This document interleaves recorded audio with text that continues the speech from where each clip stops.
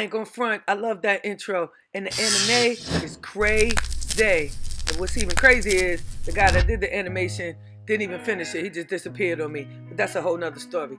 Anyway, make sure you like and subscribe to the channel, STEPH LOVA Live, so you can always spin the block. And y'all gonna stop talking crazy about my alma mater, Howard University. Don't get yourself banned from the yard or all the homecoming activities. HU, you know we stick together. Shout out to my HU alum. I see you live and direct. I'm so glad that I went to Howard, you know. It's your girl, STEPH LOVA Live and Direct. Right up the block from my alma mater, and I'm getting choked up. We are here at Howard Theater today to see one of the prolific MCs that ever put the words and the verbs and the nouns together. You know how he get down. Straight from VA. All day. My man Mad Skills is gonna be DJing here tonight. So of course I had to pull up on him. So keep it right where it's at. Yeah. Live and direct.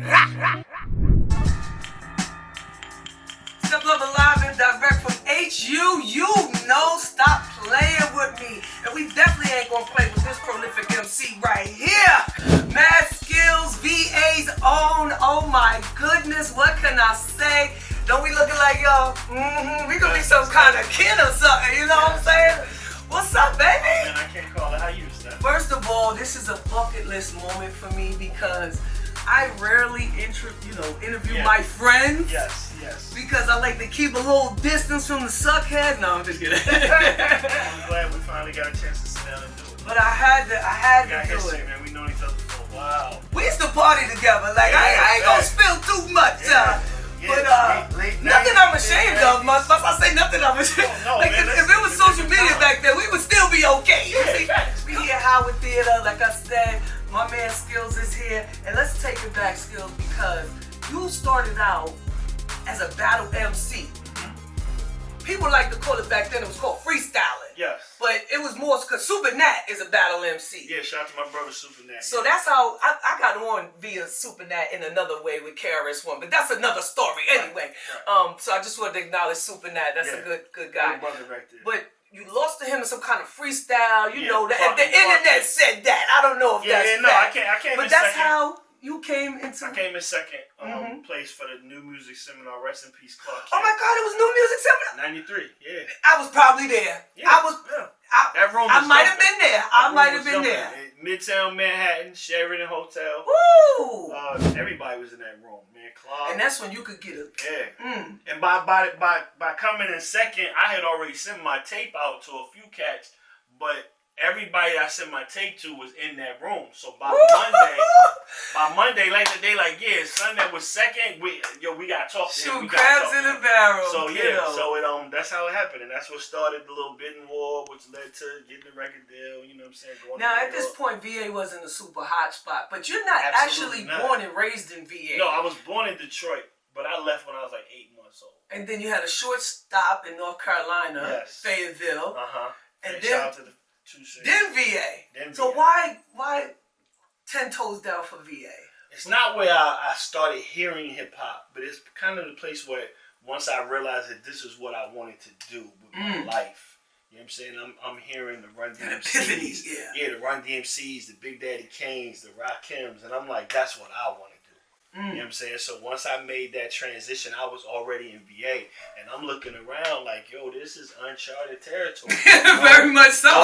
Nobody here is repping this on a hip hop level. You know what I'm saying? So, I there was no indication that it could even happen, but I was like, at the end of the day, it's all a dream. Yeah, at the end of the day, I want people to know my name and I want them to know where I'm from, and that was the beginning of the Mad Skills. And then you meet Magoo.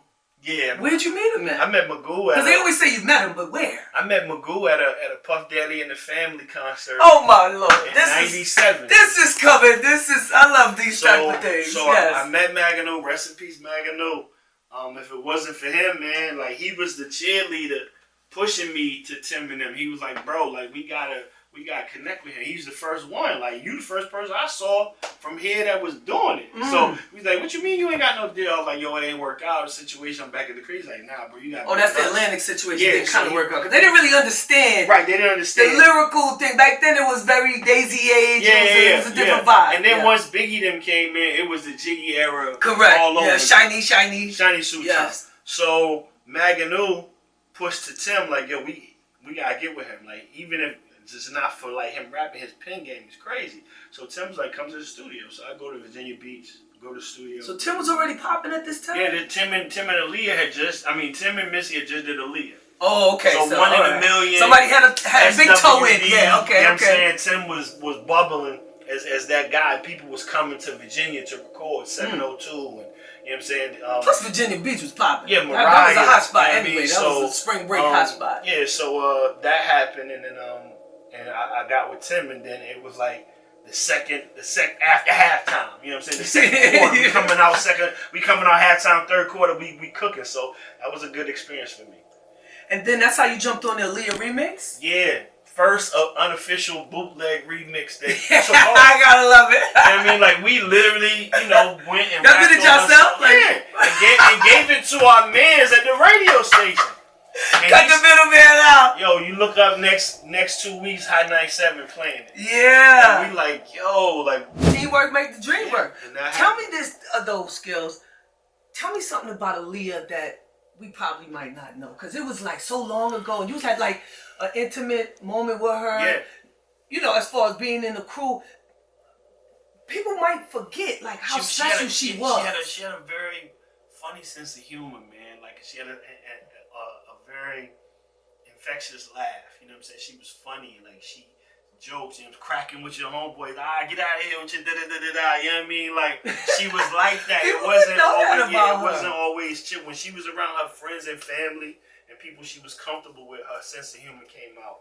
And she was a blessing to be around, man, for sure. That's what's up. Yeah. Now, Aaliyah was part of the Super Friends, right? Like, y'all crew, hold up. I usually don't do this, but I had to write down everybody in the VA player Super Friends. Y'all ready for this? Check this out. Tell me this ain't a platinum plus lineup.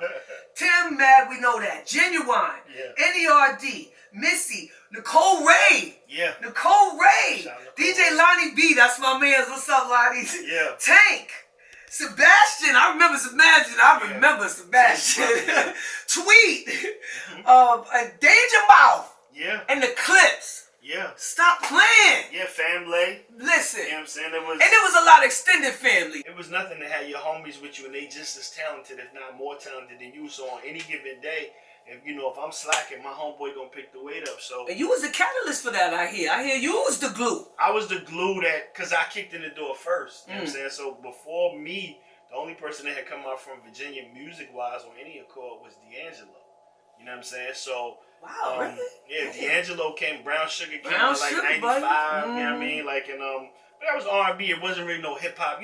Back then we was trying to rep hard and represent, and that was But it was like VA, Virginia Beach, right. And then we came through the door, and once we came through the door, we cracked it open and let the homies in. But it's always strength in numbers. Now, like you said, your career as far as a rapper didn't go as planned as you would have liked, as we all would have liked. Mm-hmm. But there's always a silver lining, because you are known to be King Ghostwriter, numero uno, right?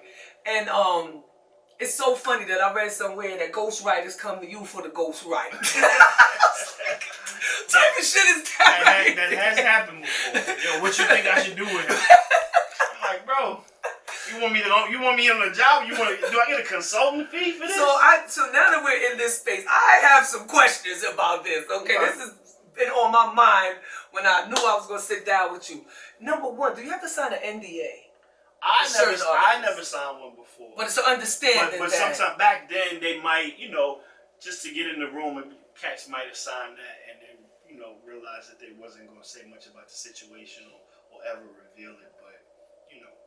Did you ever have a situation where an artist act like you didn't write that song? And you like, come on, guy. Like, not that it mattered to you, but they really acted like they wrote it. And I've been in situations with maybe an interview but but understanding sometimes you have to let the artist be the artist. Okay. And knowing that is their job. You know what I'm saying? Like you know, we believed that, you know, Confessions was Usher.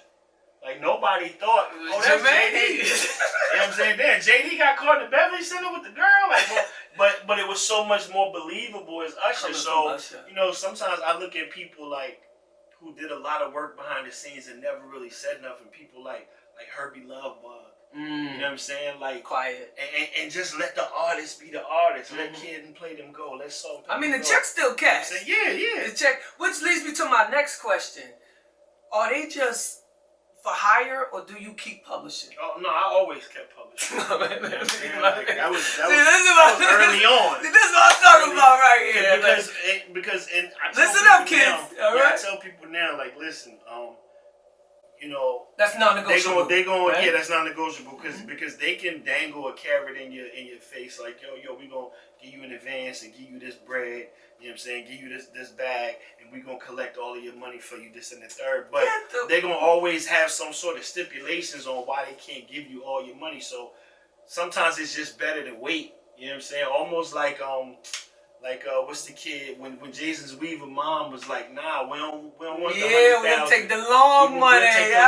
We'll take the long game. You know what I'm saying? Try to dangle that with 200. And she took like 2% of the whole thing. Give me 2% of whatever this grosses, and that turned out being lifetime money for Jason Weaver, his whole family. And just because mom was smart enough, just like Michael Jordan. That was my next. You know what I mean? Like, if my son's name is gonna be on this shoe, he should get $1 every shoe for life. And if it don't sell nothing, y'all don't lose nothing. Y'all don't lose nothing. What y'all scared of that? Right. We gonna win? That I'm right? Right. And most of the time, sometimes it's a risk in the beginning, but it pays off in the long run. All right. So to that point, can I ask you, how many times platinum is your biggest ghostwritten record? Probably like 4. Like 4, still going. Yeah, like 4. What? Yeah. I mean, you know, I don't. Is that nothing to you? That's. It's, you know what it is. I equate it to, and I tell people a lot. Like, they be like, yo, you ever had a song that you held somebody with and you did a song, you just watched it go, and you wish that was your song, and people won't even know that's you, and that joint out there blowing up. And I'm like, listen, put it to you like this. If I was a contractor and I fixed people's roofs, right? If I fixed your roof and I made your roof, you know what I'm saying? I don't ride through the old neighborhood like, damn, I did that roof. I did that roof. Hopefully, from doing all of these roofs, when a nigga come to my crib, he be like, damn, this nigga roof is crazy. Yeah. You know what I'm saying? So for me, I don't count it like that. I just, if you handle your shit right, and God gonna do what God is supposed to do in your life, and what's meant for you is meant for you. So my mama says that. Yeah, I just paid attention. I did good work. I had good relationships with people, and I never really just came out and just threw nobody under the bus for no particular reasons. And even when I did, I kind of didn't. You know what I'm saying? So it was almost like the relationship was more important to me than the bag. Yeah, because you don't want to get into that. Like, they won't hire you if they feel like you a slow lead. Yo, if you're going to go tell the day after you wrote this joint, what's the point, bro? Like, Cat see you in the room like, nah, I don't want him in the room. He going to tell he was on boo, boo, boo, boo, boo. And now we in a time and age where everybody talking. No, I get mad calls like that. They always want me to spill about High 97, you know, a couple of incidents I had. And y'all can read about it in my book. Because the only person that's gonna profit off them clicks and all that shit is and Lola Sky. Thank you very much. But thanks for clarifying the ghostwriter stuff. But I did see a clip of you, because I know you got that song and it's bleeped out the names. But I caught a verse on the net that you said a couple of names. I heard back then. Yeah, I was a little Diddy, Will. Yeah, Foxy Brown, and these are the people now that, you know what I'm saying, like, it's nothing now, it's nothing right? now, you know what I'm saying? Like, when I talk about, like, even when I talk about helping with Will and writing stuff for Will, I mean, that wasn't nothing, because Nas wrote Jiggy with it, right? Yeah, it was never a situation where he needed help. It was just a situation where he was like, let's great minds come together, because you gotta understand it. It said if the Wu in the room or whatever, the whole Wu-Tang in the room, and Raekwon tell Ghost, nah, son, say that joint like this. Yeah, it's a That's collaborative not, effort. that's the He ain't write that helping shit. the Yeah, right. I got you. Nah, I got you. say that joint like this, nigga, say it like that. You like, ooh, this shit kind of fire. Like, people just always want to nitpick and try to who did what. We all know that Will was not the lyrical, you know, bar that people were trying to achieve, but still entertainment. If you gave him a concept, yeah, his biggest records was concepts. Men you in gave Black, him a concept, gone. Summertime, come on, Miami. He would eat off for Summertime forever. Killing. And a day. And a fucking day. Super, one of my biggest inspirations, man. And I learned a lot working with him, and I'm always grateful for that opportunity. Yeah, I love me some Will Smith. Stop playing. Y'all can't make me hate Will. Never. Ever. Lastly, before we wrap it up, speaking of the wrap up, you saw what I did there? You saw what I did there? I keep your game. I see what you're doing. I was on the very first wrap up you ever did, bro. Yeah. And let me tell you, I was so excited.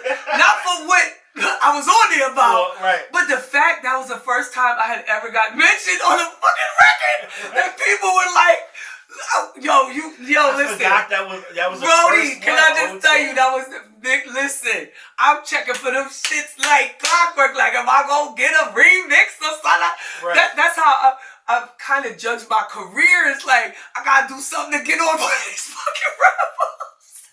Yo, I remember, but in a good way. I remember seeing Little John in the airport, and it was the year that Crunk had took off and John had did and he had did Petey Power. He was doing everything. It was just his year. Right. And I remember saying, like, producer of the year had to be that boy Lil John or whatever. I seen him in the airport. He was at way down at the end of the joint. He was just like, yo! And I was like, what's up, John? He was like, I made it. I was like, made what? I'm thinking he was probably beat us. Saying like, yo, I'm in a rap up. I'm in the rap up. I was like, yo. Bro, and he don't know. I remember running to him later. He was like, yo, bro, you don't know what that did. That's an honor, B. Listen. Like, he was like, when you said that in the song, I knew everybody SKILLZ, I've never won anything in the radio shit. They don't acknowledge the girl.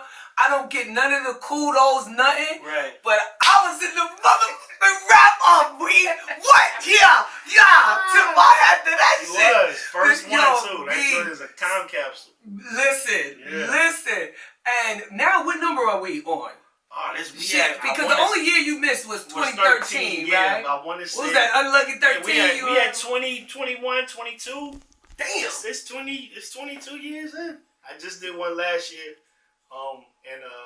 Will you ever stop? Because now Murder does it, but he waits sometimes. He be like, I ain't gonna do it, and then he'll drop 15 minutes of shit. Right. And it's like, for me, it's the one record band that people won't let me stop doing. But we look forward to it. Sometimes when shit happen, I'll be like, man, go flip this shit crazy. Whoa, wait till the end of the year. Do you make notes throughout the year? Nah, I don't. I don't remember all that shit. I don't think I go to the internet like everybody else. I ain't gonna like you some kind of memory genius. Like, bro, if sometimes some shit happen and it's big, I'm like, okay. Like, I know that's gonna be in there. I don't have to think about it. But the little small things that go in between those big, huge things. Man, you got enough topics to talk about this shit. Lord have mercy. And it's still continuing, going on and on. So we're looking forward to that. And wrap up, you know what I'm saying? And then I got to give you kudos for the Grammy nomination. Right. Because you are a wordsman. And thank you. flipped it into poetry. Yeah. And I'm not going to front, like, I got a little teary-eyed when I saw your reaction to the nomination. Right, your folks was there. I was like, you know what I'm saying? Because I live through people sometimes. Like I lived through that moment with you, like, yo, this is so dope. Yeah. You know what I'm saying? 30 years rapping, and the first time I put out a project that's like personal and vulnerable, you get nominated for a Grammy, you know what I'm saying? And I gotta you look good at the Grammy Stool Scale, I tell you that, boy. Listen, we cleaned up nice. You look good, bro. I saw you out there shining. I gotta tip my hat and kudos to my wife because I wasn't even gonna release that project. She was like, no, you are. I'm gonna release that project. And I was like, babe. Shout out to wifey. Yeah, I was like, babe, it's too personal. She was like, nah, that's probably gonna help somebody. You don't even. She said, don't stop somebody else's blessings by not walking through what's for you. And we ended up at the Grammys. So yeah. That's what's up. You got another one coming? Yeah, it's out now. You know what I mean? It's called Words for Days. I got some people from VA on it. Estelle is on the album. It's a dope album, and it's seven different songs, but each song represents a day and how you feel on Sunday, Monday, Tuesday. Yeah. So you know me, I'm the concept king. So yeah, it's called Words for Days. I gotta pass this information on. I can't take it with me. You know what I'm saying? Well, that's why we're here. Yeah. I wanted to get the information straight from you because you deserve it. I mean, SKILLZ, like, I wish I had a bouquet of flowers for you or something like that. So these are my imaginary flowers, you know, because you special, kid, like, and how you've handled all this with grace and, you know, just knowing that you have the talent to make platinum hits and you sell millions of records and playing the hand that you was dealt, and man, you playing it well, kid. I love music. You running the table with it, kid. I'll tell you that. I love music. People always ask me what's the common denominator. Like, oh, you teaching, you DJing, you doing poetry, you writing songs for other people. Yeah, I got what brings you all this place. And I was like, bro, I like all of that stuff. I love music. You know what I'm saying? Music saved me and spoke to me when nothing else did. So I always have a special place in the heart for this music. And it being a universal language that we all grew up with. That being said, he got a DJ in the Howard Theater. About time to get to the music. Live and direct with SKILLZ. Don't be mad. Yeah, seems like this here twice. Love you, kid. Thank you so much. Oh, man.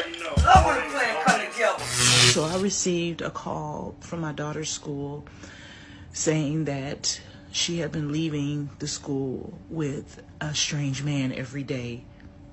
And it was not her dad.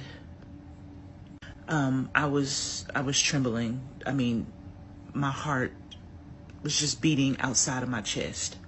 I've always made it a point to tell the school that if my daughter leaves with someone outside of ourselves, that they need to contact us immediately. They described this man. They said he was tall, stubby, looked like he was out of shape. His hair was fragile. He had a light mustache. It was, oh my God, I was shaken. I asked them, did they have any proof? They sent over a photo. My heart started beating. I started whimpering. I was shocked. It was me without my wig. It was me, y'all. Another live and direct from the Fillmore, Silver Spring, Maryland, with 2/5 of the infamous Bout, THUGZ Harmony. Oh my God, thank y'all so much. We're about to hit the stage, so I'm gonna talk fast. We'll get this shit out real quick. I just want y'all to know what the vibe is like right here. You know what I'm saying? How y'all feeling the DMV? I've been here a few times, so it's nothing for y'all. DMV is home away from home. We come here at least twice a year. And that's facts. Y'all been doing this since '91, and y'all came full circle because I'm hearing, I'm gonna get right down to the meat and bones, that y'all got some affiliation with some UFC superstar. Can we talk about that a little bit? It's a few of them. Particularly my favorite one from Ireland. Yeah, Conor McGregor. Conor McGregor. What's going on with Conor? They decided to sit down and do a bunch of business ventures, and doing a record company was one of them, which was one of the smartest moves that could take it. So it's officially a go. Y'all on Conor's label. Is that Yeah. Ooh.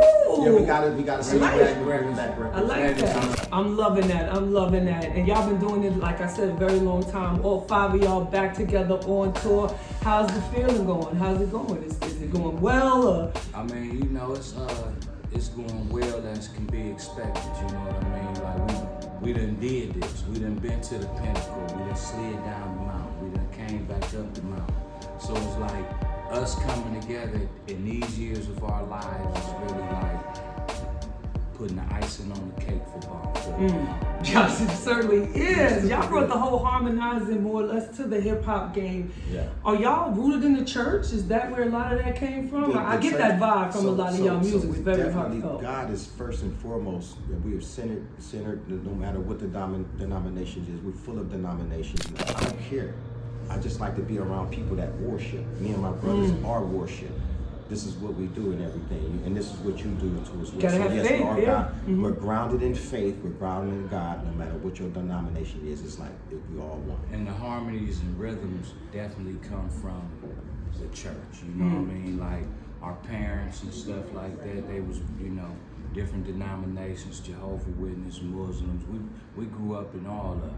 But the singing, the harmonies actually came from our parents and Motown.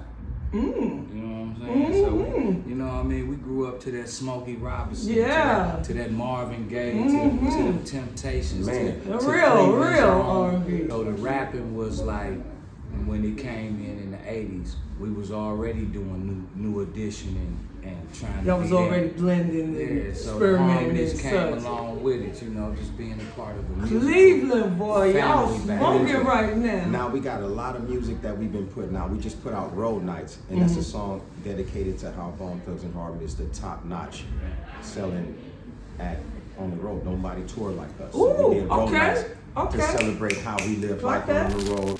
Y'all are doing y'all thing. I know y'all about to hit the stage, so I just got 2 more questions for y'all. Number 1, how y'all feel about Shador in Cleveland? Let me tell you something. Man. How Cleveland really feel about the boy? I'm gonna tell you from my cultural experience that black people, we got his back like a mug because we want to see him do well. It's like he up against opposition, but we think he got what it takes. He got to go prove it, man. But I think just to have he a cultural icon because of his dad, and to have that passed down to you, we just want to see him succeed because that's a second generation coming up doing that. And he nice. All right, my last question, because I'm a New Yorker, I have to ask about the Bone and Biggie record. Can y'all just tell me how did that record come about? Like, and did you know that Biggie was gonna do your cadence when y'all was in there recording? We didn't know he was gonna do the cadence. We was in the middle of LA. We had the whole Junior Mafia crew out there. We had everybody. I'm dying to ask this question. We had Puffy. We had Lil C's. We had Lil Kim. We had the whole crew. We working. We working all day and everything, and it was a beautiful family. Like, we was mobbed in that motherfucker. Smoke, drink, bottles passing around. But Biggie was like, we didn't know he was gonna do our cadence because he took the shit home. And said, no, you know what? These motherfuckers just ripped the shreds. And by the way, I did write it. I wrote a verse for that. But Puff Daddy came to me and was like, brother, this song is too long. You got Puff Daddy. Oh no! He did. Bone and Biggie. Oh my goodness. What had happened was we did the song though, but in that session it was like a 12-hour session. So we did the song. Boom. Big at the end of the night said, "Well, I'm gonna take this home." Unfortunately, we never got to hear his verse until after he passed. Oh. So we didn't know. You know what I mean? So that's when New York opened the doors for Bone Thugs and Harmony and stopped staring at us on stage and shit. Throwing bottles at us. I apologize for the whole New York East Coast. What the hell is this? Because after Biggie co-signed it, it was over. It was a wrap. And then, because when we did it, we was all in the studio. Then a few months later, he passed. And then right after he passed, the album came out. That's when we heard him doing that cadence. Urban Dangerous. Ain't no nigga back with us. Straight up, we no angel dust. Label us notorious. All right. The manager's looking at me because y'all gotta hit the stage. Thank you so much. That was our magic moment right here with Bone Thugs and Harmony. Live and direct with your girl STEPH LOVA. Appreciate it. Thank y'all. Oh my God, we did it. STEPH LOVA live and direct with my guy Crazy. I missed him earlier, but I caught him. How you doing? You the quiet guard of the group, you know what I'm saying? I would say the glue, the gel. How's the tour going? Everything's doing good. We always on the move. You know what I'm saying? We like the Rolling Stones, Rolling Bones. The Rolling Bones. Put that on a t-shirt. Yeah, so we used to this, like we season it, we do it all the time. So, You used to this weather too, it's kind of chilly out here. Oh man, we just left Cleveland. It was way colder than this in Cleveland. Real. Speaking of Cleveland, the boy Shador, I asked the guys earlier, how you feeling about Shador? How's Cleveland feeling about Shador? Man, is he QB1 for the future? Yeah, we rocking with it. Right culture and development, he the one we need. That's what I like to hear. Heard you got some new stuff out too. You want to talk about that a little bit? Yes, indeed. I heard you perform a couple of joints. You snuck them in there doing the show. We got a new one out coming out, 2026. Crazy, all 5 members. Make sure y'all watch out for that, man. It's great. There it is, real quick. The man is on the move. Crazy Bone, you know the vibe. Live and direct, STEPH LOVA. Oh no.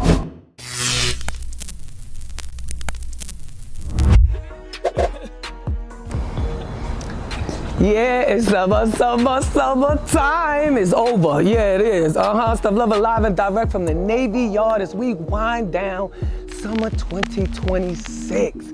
In the mix, baby. And I gotta give a big shout out to our sponsor, Black Billionaires Collection. My man Ant Lava, he just had a birthday. Happy birthday, Ant Lava.